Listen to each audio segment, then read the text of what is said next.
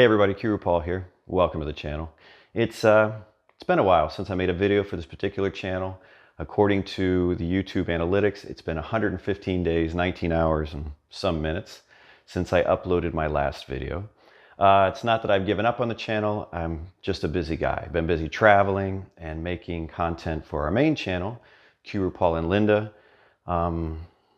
That's basically what I've been doing. But today I felt particularly motivated, so I decided to make a Spanish video. This particular video is going to be for those folks that are probably at that lower intermediate level.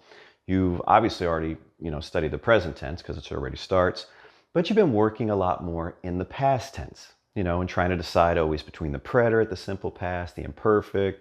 You're getting better at making some simple sentences and questions. So you're trying to make the jump from those simple conversations you're having with people in the past tense, like where you're like, oh, ¿qué hiciste ayer? What'd you do yesterday?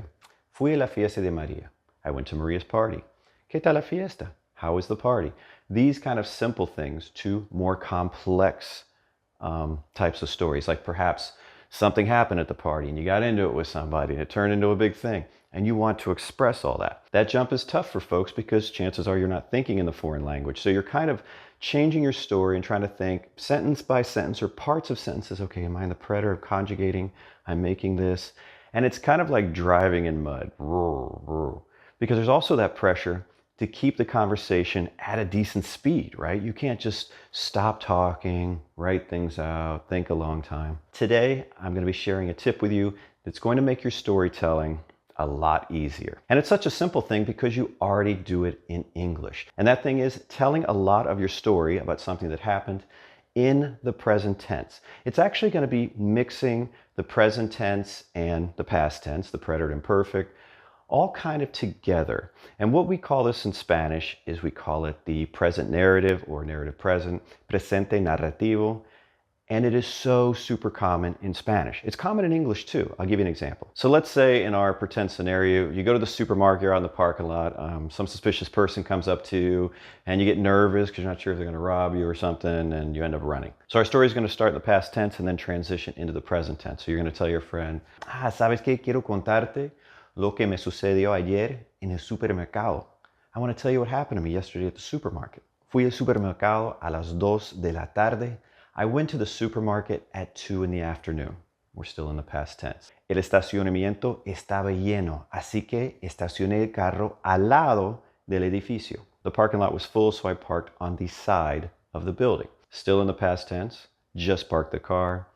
Al bajarme del carro, upon getting out of the car. Now you notice that's not in any tense, and I've taught this before. I can use al and then the infinitive of a verb, and it can mean like upon or after something.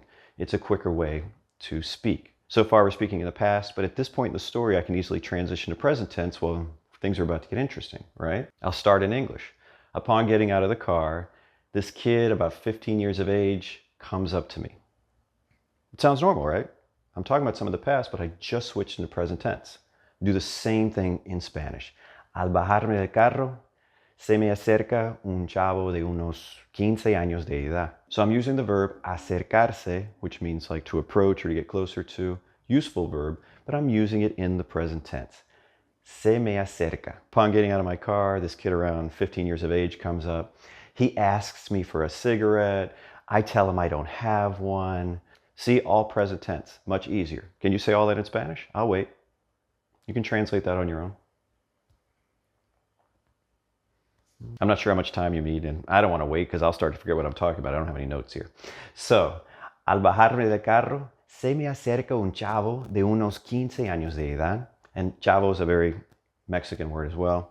Me pide un cigarro y le digo que no tengo. Did you get something similar to that? I hope so. So back to the story. The kid doesn't say anything, but he doesn't go away. He just stays there.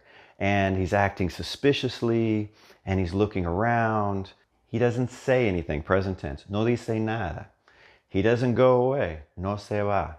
He stays there. Se queda allí. He's acting suspiciously. Está actuando de manera sospechosa, like he's acting in a suspicious manner. Sigue mirando a su alrededor. He keeps looking around. All present tense. Let's say, oh, I see some movement to my right. and I look over my shoulder and there's someone there. Still present tense, right? Veo algún movimiento a la derecha. I look over my shoulder, miro por encima del hombro, and I see a guy standing there. Veo un tipo parado ahí. I got scared and I took off running towards the entrance of the store. Now I just switched back into past tense. Why? Well, a lot of times when we're telling these stories and they're coming to some close, we switch back into the past tense. We don't stay in the present tense, right? Same thing in Spanish. I got scared, me espanté, or I got nervous, me puse nervioso, and I took off running towards the entrance of the store. Me fui corriendo hacia la entrada del supermercado. Maybe I need some closing, like they took off, se fueron, or they didn't chase me, no me persiguieron. See, that's in the preterite. It's a completed action of the past. But that's done. So here we came into this thing, working with our imperfects and our preterites, right? Transition and told a lot of our story in the present tense, which is much easier to do.